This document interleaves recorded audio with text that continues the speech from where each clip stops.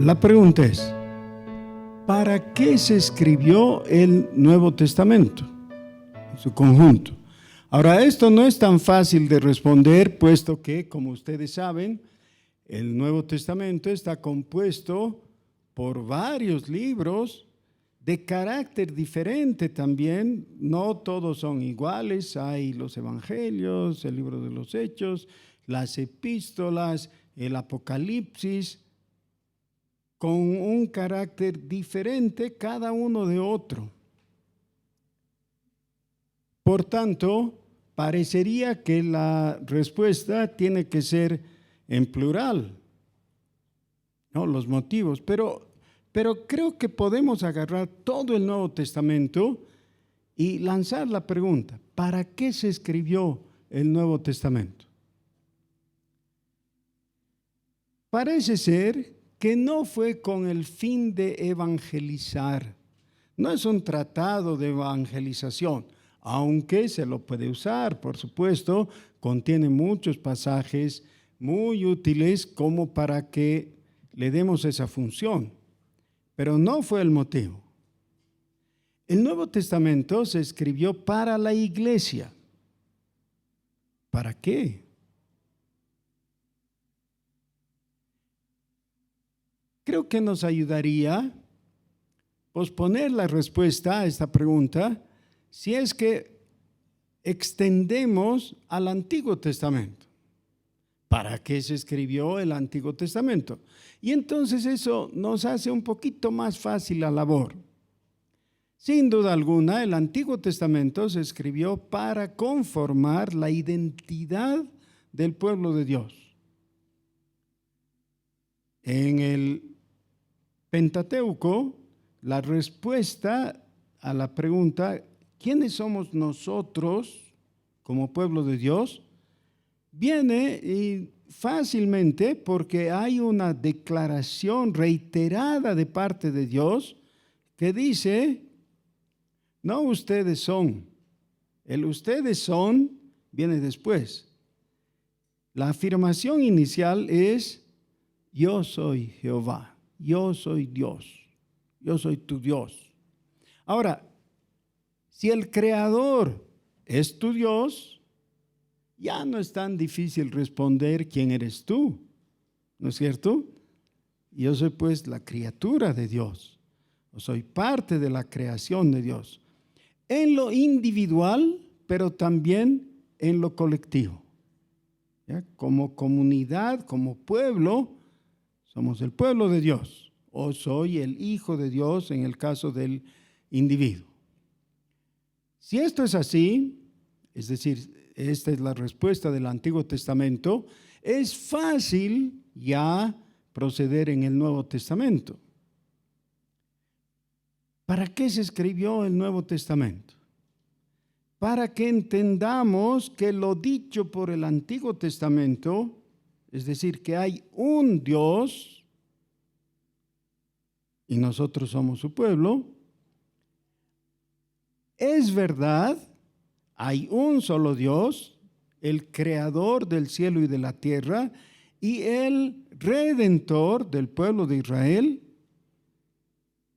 Pero la respuesta del pueblo de Israel era una respuesta parcial y momentánea, porque en el Nuevo Testamento encontramos que es el redentor del mundo. ¿Acaso no fue esa la declaración de Juan el Bautista? ¿Recuerdan? ¿Qué dijo Juan el Bautista? Este es el Corderito de Dios. ¿Qué más? Que quita o carga el pecado ¿de quién? Del mundo, no de Israel nomás, o no de algunos, ya de los bonitos, o de, no sé, del mundo. El Corderito de Dios que quita el pecado del mundo. Van a encontrar entonces que en varios pasajes del Nuevo Testamento esto se va ampliando, se va concretando, se va afirmando, se va argumentando y posiblemente en términos históricos, por lo menos, el capítulo que vamos a leer ahora sea la cúspide en este propósito. ¿Ya? Poder responder qué es lo que somos. Ahora, para los que han estado atentos al programa litúrgico que hemos seguido, se han dado cuenta que hemos tenido la lectura antifonal. Normalmente lo hacemos en el libro de los Salmos.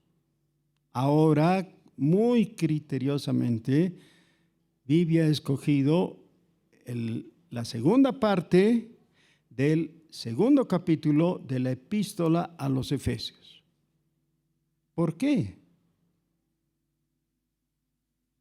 Porque eso le viene, claro, por supuesto. Ese pasaje podría resultar, si le ponemos música, un salmo, ¿no? Es realmente un motivo de alabanza, ¿ya? Pablo les está diciendo a los efesios: en otro tiempo ustedes no eran nada, estaban dispersos, no tenían valor, estaban sin Dios, sin ciudadanía, sin nada. Y ahora, por la obra del Señor, han sido rescatados, han sido tomados, llamados y constituidos en el pueblo de Dios. Así que me parece muy bien, me parece que nuestra lectura devocional que hemos hecho hace un rato le viene como anillo al dedo. Ya, para los que quieren repasar, entonces es desde el versículo 11 del capítulo 2 de Efesios. Pero ahora vamos, como hemos estado haciendo por hace un tiempo ya, a Hechos, el capítulo 14 final, o sea, el último pasaje del capítulo 14.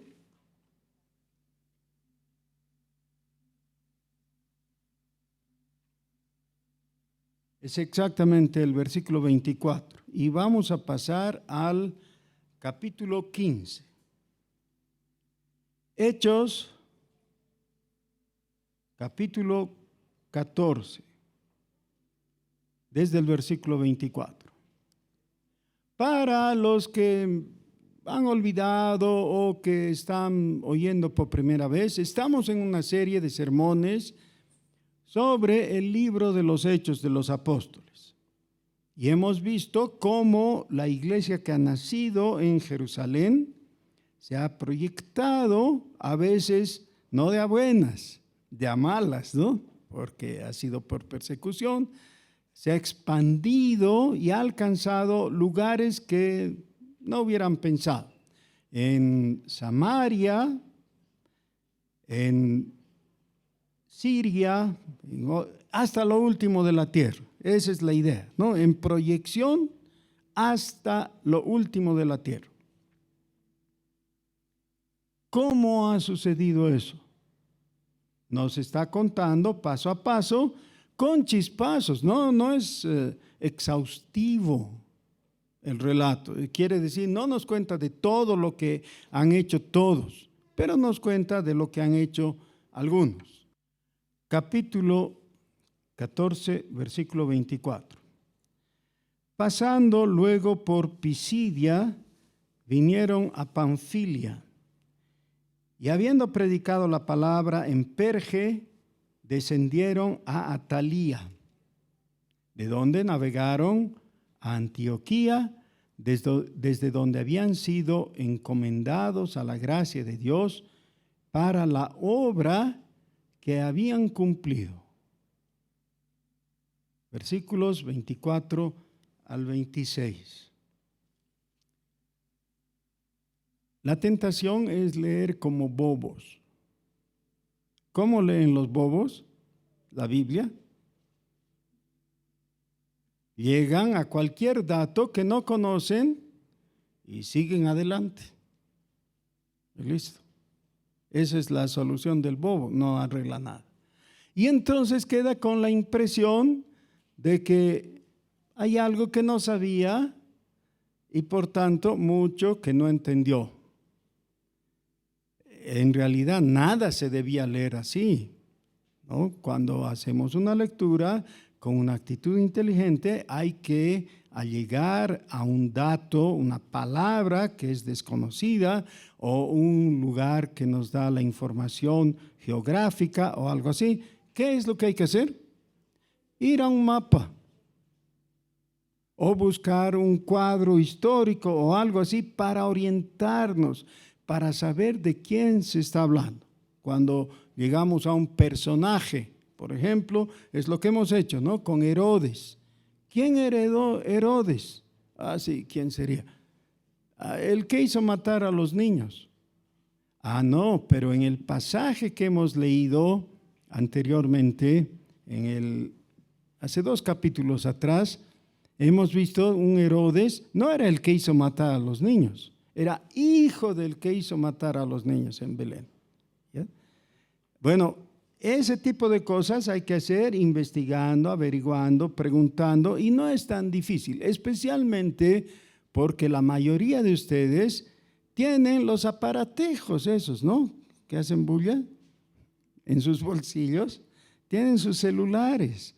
Entonces úsenlos para algo útil y edificante. ¿Ya? Y eso es, hay un montón de recursos para la Biblia, pueden preguntar quién es este personaje, etc. Ok, muy bien. Lo que nos dice el pasaje es que ya habiendo alcanzado toda esa región que después hemos visto que se llama Galacia en general, porque estaba habitada esa región por un pueblo que no era autóctono de ahí, pero hacía algunos siglos había llegado, se había establecido, y esos eran los gálatas. Entonces, han llegado al punto más lejano, que es Antioquía de Pisidia. Y desde ahí, perseguidos, han ido de una a otra ciudad, y ahora en su viaje de regreso, dice, han pasado por Pisidia, que es justamente, ¿no?, Antioquía de Pisidia, fueron a Panfilia, que está un poco más al sur, y llegaron a Perge. Desde allí navegaron a Antioquía, y esa Antioquía ya no es de Pisidia, es Antioquía de Siria. Y el texto nos hace la aclaración desde donde habían sido encomendados a la gracia de Dios para la obra que habían cumplido. ¿Saben qué? Este texto, con la sencillez que describe los hechos, me llena de gozo. Porque era de inicio un proyecto muy difícil. ¿Quién hubiera culpado a los apóstoles de fracasar? Recuerden ustedes, cuando estaban iniciando el viaje, Juan Marcos, el escritor del Evangelio de Marcos, ¿no?, que era sobrino de Bernabé, él dijo, esto está muy pesado, está muy difícil, es muy peligroso, yo me vuelvo. Y volvió a Jerusalén. ¿Ya? Es decir, hubo una deserción. ¿Quién hubiera podido culpar a Bernabé y Saulo de hacer otro tanto? No, era lo lógico, ¿no? La cosa se pone muy difícil, dejémosla. No para ellos. Ellos continuaron, tuvieron dificultades como la que ocurrió con Pablo, que fue dejado por muerto después de ser apedreado, ¿no? Cosa gravísima. Pero siguió predicando, siguió viajando y siguió visitando y alcanzando ciudades para compartir el mensaje del Evangelio. Ahora ya habiendo cumplido, y eso es lo importante, ¿ya? La obra que habían cumplido. El Señor Jesús, según el relato de Mateo capítulo 25, cuenta una parábola. Se llama, o así es conocida, como la parábola de los talentos.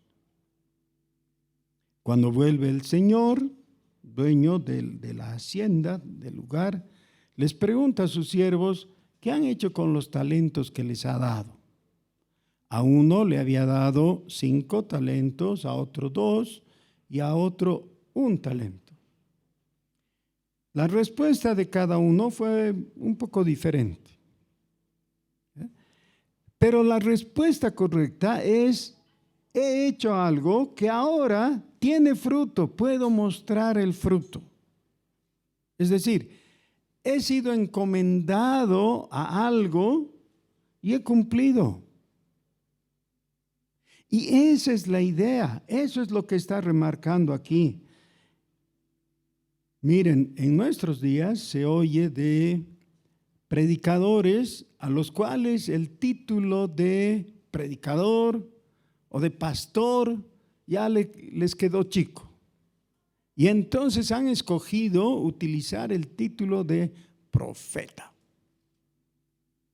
Y casi como que eso significa en su lenguaje un superpastor, ¿no? Ya no es un pastor, es un profeta. Pero cuando ya hay muchos profetas, entonces eso no es suficiente. Ahora se constituyen apóstol, como que fuera algo más alto, ¿no? Y después vienen otros, las locuras que se inventan, ni quiero hablar de eso. El apostolado en la Biblia no es algo así, no es algo jerárquico. Y en la descripción que hay en Efesios capítulo 4, los apóstoles y los evangelistas no son grados dentro de una escala jerárquica. Son consiervos, los unos al lado de los otros. Lo que hace diferentes a unos de otros no es el tipo de ministerio que tengan, es la fidelidad con que han cumplido su ministerio. Creo que en este momento, en una aplicación a priori, es imprescindible que tú te respondas ante ti mismo esta pregunta: ¿cuál es tu ministerio? No hay la respuesta no tengo. Para que digas no tengo ministerio, tendrías que decir que no eres cristiano. ¿Ya? Todo cristiano tiene un ministerio. Tiene un don dado por Dios para cumplir, para poder cumplir ese ministerio. Y tiene un llamamiento. Otra cosa es que tal vez no conozcas cuál sea tu ministerio. Ahora, no estoy queriendo poner en ustedes un peso de condenación, ¿no? No sé cuál es mi ministerio, tengo 40 años de cristiano y no sé. No quiero eso. Quiero alentarte a que si no lo conoces, te pongas en oración y le preguntes y le digas a Dios: me dispongo a servirte, dime en qué quieres que te sirva. Dios te va a responder. Por supuesto, tienes que ser cristiano, de verdad. ¿Cómo concluye esto? Mejor que con la frase y colorín colorado, este cuento se ha acabado. No, eso no. Y vivieron felices, ¿no? Y se dieron un beso, no sé, algo así. Ya, no es. Fíjense la conclusión. Y habiendo llegado y reunido a la iglesia, refirieron cuán grandes cosas había hecho Dios con ellos y cómo había abierto la puerta de la fe a los gentiles. y se quedaron allí mucho tiempo con los discípulos. ¿Es allí dónde es? En Antioquía de Siria, de donde habían partido y que se había constituido momentáneamente en el nuevo centro cristiano. Ya para ese entonces ya Antioquía de Siria era una iglesia más importante que la de Jerusalén, porque la de Jerusalén estaba muy venida a menos debido a la persecución, ¿no? A la disminución de su número drásticamente. Así que ahora, por favor, abran sus Biblias en el libro de los Hechos, capítulo 15. Entonces algunos que venían de Judea enseñaban a los hermanos: si no os circuncidáis conforme al rito de Moisés, no podéis ser salvos. Como Pablo y Bernabé tuviesen una discusión y contienda no pequeña con ellos, se dispuso que subiesen Pablo y Bernabé a Jerusalén, y algunos otros de ellos, a los apóstoles y a los ancianos, para tratar esta cuestión. Ellos pues, habiendo sido encaminados por la iglesia, pasaron por Fenicia y Samaria, contando la conversión de los gentiles, y causaban gran gozo a todos los hermanos. Y llegados a Jerusalén, fueron recibidos por la iglesia y los apóstoles y los ancianos, y refirieron todas las cosas que Dios había hecho con ellos. Pero algunos de la secta de los fariseos que habían creído se levantaron diciendo: es necesario circuncidarlos y mandarles que guarden la ley de Moisés. Y se reunieron los apóstoles y los ancianos para conocer este asunto. Y después de mucha discusión, Pedro se levantó y les dijo: varones hermanos, vosotros sabéis cómo ya hace algún tiempo que Dios escogió que los gentiles oyesen por mi boca la palabra del evangelio y creyesen. Y Dios, que conoce los corazones, les dio testimonio, dándoles el Espíritu Santo, lo mismo que a nosotros. Y ninguna diferencia hizo entre nosotros y ellos, purificando por la fe sus corazones. Por favor, les ruego, hermanos, que lean junto conmigo el versículo 9 que acabo de leer. Y ninguna diferencia hizo entre nosotros y ellos, purificando por la fe sus corazones. Quizás algunos de ustedes no sepan por qué estoy enfatizando este versículo al punto de pedirles que lean conmigo, porque tal vez ignoran las discusiones que se producen dentro del ambiente evangélico, ¿no? El tipo de cosas que se discuten. En nuestros días no es tan extraño escuchar personas que se lanzan con cosas tales como: ¿ustedes celebran la Pascua? Y el creyente sencillo dice: no celebramos. Porque no saben, ¿no? Vengan, van a aprender a celebrar la Pascua. Ya para celebrar la Pascua hay que hacer esto y el otro y el otro. Y de repente te han envuelto en una serie de requisitos innecesarios y absurdos, porque en realidad ni ellos pueden cumplir esos requisitos. El judaísmo ha ejercido una fascinación a través de los tiempos, desde el día de los apóstoles, sobre los cristianos, con la tentación a apostatar, es decir, dejar el camino de la fe y resbalar de regreso al judaísmo. Nosotros necesitamos tener las cosas claras. Y ninguna diferencia hizo entre nosotros es los judíos, desde ese momento cuando Pablo habla, o Pedro más bien habla, y ellos, es decir, los gentiles, purificando por la fe sus corazones. Ahora, pues, ¿por qué tentáis a Dios poniendo sobre la cerviz de los discípulos un yugo que ni nuestros padres ni nosotros hemos podido llevar? Esa es la pregunta que hace, ¿quién? No Pablo, fíjense. Ya la persona que sospecha dice, es que Pablo impulsaba ese movimiento. No, es el primer papa, por si acaso.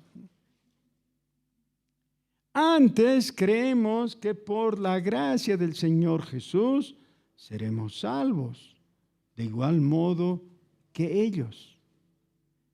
Entonces toda la multitud calló y oyeron a Bernabé y a Pablo recién hablar, que contaban cuán grandes señales y maravillas había hecho Dios por medio de ellos entre los gentiles. Y cuando ellos callaron, Jacobo respondió diciendo: varones, hermanos, oídme. Simón ha contado cómo Dios visitó por primera vez a los gentiles para tomar de ellos pueblo para su nombre. Y con esto concuerdan las palabras de los profetas, como está escrito: después de esto volveré y reedificaré el tabernáculo de David que está caído, y repararé sus ruinas y lo volveré a levantar, para que el resto de los hombres busque al Señor, y todos los gentiles sobre los cuales es invocado mi nombre, dice el Señor, que hará conocer todo esto desde tiempos antiguos. Por lo cual yo juzgo que no se inquiete a los gentiles que se convierten a Dios, sino que... Ahora, tal vez hay algunos detalles que a algunos de ustedes se les van a pasar por falta de conocimiento del cuadro general. Así que los que ya entienden esto, tengan paciencia, necesitamos aclarar. La iglesia inicial, la iglesia de Jerusalén, se asentó sobre la base de la fe en Jesucristo. Él es la roca única. Pero hay un lugar especial para los apóstoles. Los apóstoles son los 12 cimientos sobre la roca. Ahora, hay una sola roca, pero los discípulos, los apóstoles, son los cimientos. Hay el problema de la caída de Judas y el establecimiento de Matías en el capítulo 1, ¿no? ¿Recuerdan? Y el reemplazo que se da después, pero no importa eso. El hecho es que 12 apóstoles están ahí. En la iglesia primitiva, en la iglesia primera de Jerusalén, también se establecieron ancianos. Y ese es el modelo que sigue la Escritura, el Nuevo Testamento. Ese es el gobierno apropiado para la iglesia, el gobierno de ancianos. En griego, la palabra ancianos es presbúteroi. Es el plural de anciano, que es presbíteros. Ese modelo de gobierno, que es plural, de gente con madurez espiritual, es el modelo que a través de todo el Nuevo Testamento, siguiendo además como un reflejo del Antiguo Testamento, debe permanecer. Por tanto, la iglesia no es una monarquía en el sentido de que haya un hombre que gobierna todo y de él depende todo, sino que está gobernada por un colegio, es decir, un grupo de personas que son los ancianos que tienen la autoridad dentro de la iglesia. Cuando estaba hablando entonces aquí en esta gran asamblea reunida, que se conoce como el primer concilio, ¿no? El concilio de Jerusalén, estaban los apóstoles y los enviados de la iglesia de Antioquía, de Siria. Los enviados de la iglesia de Antioquía de Siria fueron originalmente enviados por la iglesia de Jerusalén a Antioquía, así que eran bien conocidos. No es que se estaban conociendo recién, pero ya habían pasado años, ¿no? Desde que Bernabé y Silas fueron desde Jerusalén a Antioquía. Ahora volvieron ya como delegados de Antioquía presentando este asunto. ¿Cuál asunto en concreto? Oigan, judíos, fíjense. Dios nos ha bendecido porque nos ha abierto una puerta para con los gentiles. Y en diferentes ciudades donde hemos ido, los gentiles también se han convertido y han creído en Jesucristo y han alcanzado salvación. Y la respuesta de los creyentes de Jerusalén no fue de mezquindad, de celo, para nada. Dice que se alegraron mucho de escuchar que la gracia de Dios se había extendido y había alcanzado a personas que no eran judías. Y entonces el primero en hablar, ¿se acuerdan, no? Del impulsivo Pedro.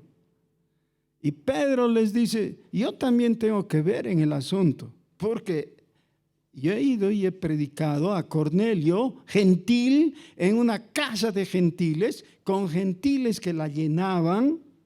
Así que, de hecho, tengo que estar de acuerdo. Y luego habla el personaje que era el símbolo mismo de la ortodoxia.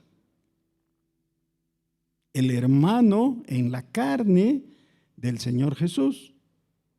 Santiago, bueno, en español es Santiago, ¿no? Pero es Jacobo o Jacob. ¿Eh? El hermano de Jesús, no uno de los dos apóstoles. Habían dos apóstoles que se llamaban Jacobo.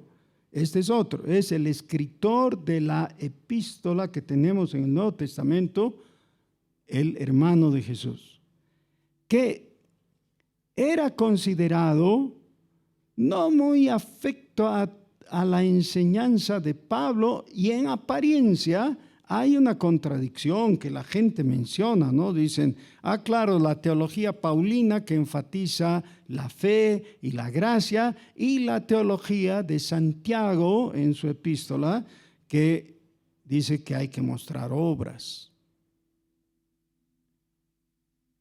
Esa contradicción es solamente aparente.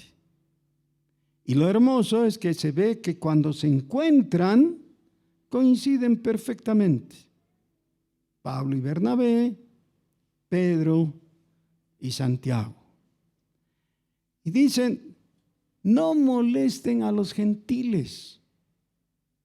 No les impongan otras cargas. Y ahora viene la aclaración, versículo 20. Sino que se les escriba que se aparten de las contaminaciones de los ídolos, de fornicación, de ahogado y de sangre. ¿De qué se tenían que abstener? De contaminación con los ídolos, de fornicación, de ahogado y de sangre. Ahora, otra vez tenemos que hacer un paréntesis para aclarar. Cuando Dios dio la ley, tal como está registrado en Éxodo capítulo 20, Dios estaba conformando un pueblo dentro de un sistema que se ha venido a llamar la anfictionía. La anfictionía es un sistema integral que abarca todos los niveles: el político, el social, el económico, el religioso, el espiritual. Todo está involucrado en la anfictionía. ¿Cómo se organiza una sociedad para servir a Dios? Esa es la pregunta. ¿Ya? Si somos el pueblo de Dios, ¿cómo vamos a vivir para Dios, honrando a Dios, obedeciendo a Dios? ¿Cómo? Bueno, y la respuesta es la que ofrece Dios en el Pentateuco en general, que tiene que ver con cosas tales como cómo usar el baño. ¿Acaso Dios se ocupa de eso? Sí, Dios les dice cómo tenían que usar el baño. Y les dice cosas sublimes como cómo tenían que adorar y dónde tenían que adorar y cómo tenían que regirse frente a cosas civiles, a cosas familiares, a asuntos de ese tipo. ¿Cómo vamos a vivir? En términos más amplios posibles. Involucra toda la vida humana. Todo estaba regulado, reglamentado, orientado, y era posible. No habían reglas absurdas como a veces tenemos nosotros, ¿no? Fíjense, tenemos una doble vía entre La Paz y Oruro, que es una carretera tan linda, amplia y todo, y ponen una regla maliciosa de 80 kilómetros por hora velocidad máxima. ¿Y quién va a 80 por hora? No se puede. No se puede. Es un camino construido para desarrollar más velocidad, obviamente. ¿Para qué ponen una regla que no se puede cumplir? Para poder cobrarte multa. Ahí está. Eso es. En la anfictionía, uno de los elementos era la ley. Una ley dada por Dios sabia. El motivo de la ley de Dios era, le dice a su pueblo, para que te vaya bien. A veces nosotros tenemos la actitud como que Dios ha dado la ley. Casi llegamos a pensar que lo ha hecho por aguafiestas. Podríamos ser felices, pero Dios nos da la ley, ahora ya no se puede. Qué difícil ahora. No, es al contrario. La ley de Dios ha sido dada para que la vida del hombre sea mejor y pueda vivir bien. ¿Ya? Eso lo dice explícitamente, justamente cuando da sus mandamientos, sus ordenanzas, sus decretos, estatutos, etc. ¿Ya? Bueno, ahora entonces, la pregunta para Israel, ¿cómo vamos a vivir como pueblo de Dios?, está respondida por todo el Pentateuco diciéndoles, sigan la ley de Dios. Eso es sencillo. Pero ahora estamos en el Nuevo Testamento. No hay un pueblo de Dios con un país que sea de Dios y una sociedad que pueda imponerse y que pueda reglamentar. No hay, es un pueblo, es una nación en dispersión. Y eso es lo que el apóstol Pedro en el capítulo 1 de su primera epístola les dice también. A los que están en dispersión. Pero si vives en dispersión, ¿cómo puedes tener una regla para la sociedad? Veamos ahora nosotros, ¿no? Los que vivimos en Bolivia. Se supone que la madre de las leyes, la Constitución Política del Estado, en su introducción dice, gracias a Dios. Ah, qué bien, ¿no? Gracias a Dios.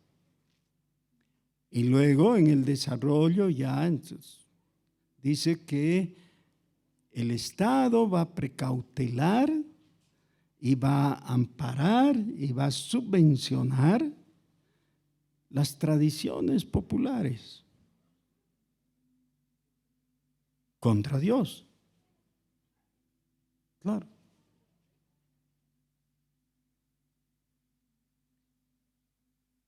¿Cómo vamos a vivir en medio de un pueblo pagano? No solo pagano, hostilmente pagano y profano. Vean ustedes, antes había el Te Deum, ¿recuerdan? Es un rito católico con autoridades del gobierno y todo. Ahora eso ha sido suprimido y ha sido reemplazado por una especie de culto interconfesional o interreligioso. Sería mejor que no haya nada,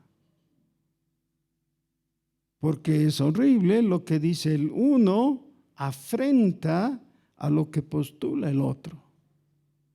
Si es que se quiere guardar un poquito de coherencia en lo que se cree.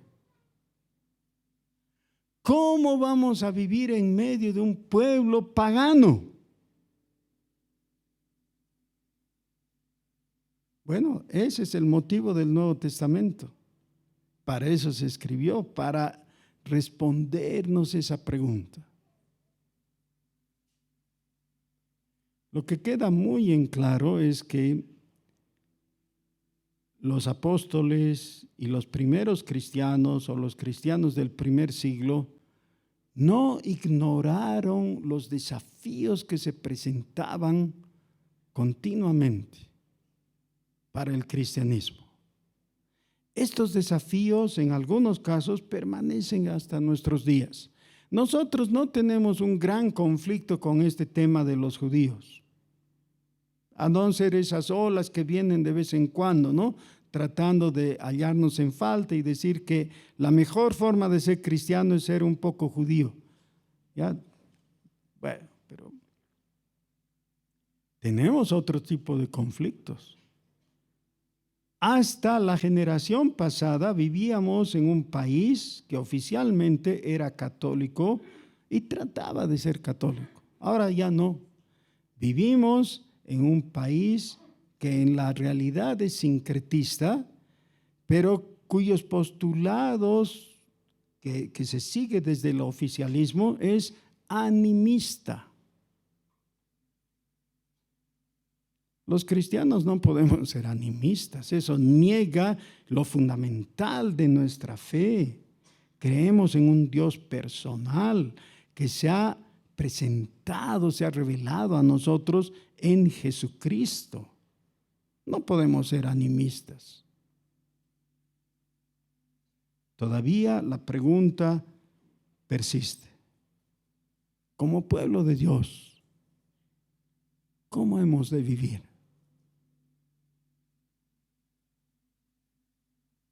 Pero Dios está presente por su Espíritu. Y Él es luz. Y Él no se confunde. Así que debemos seguirle. Debemos ir con Él, tomados de su mano. Por favor, pónganse de pie. Gracias, Señor, Dios nuestro, porque en ti no hay confusión, en ti no hay ningunas tinieblas, dice tu palabra. Tú eres luz. Señor, danos el privilegio de caminar en tu luz, siguiendo tu voz. Tú eres nuestro pastor. Ante ti nos inclinamos. Bendito sea tu nombre. Por Jesús. Amén.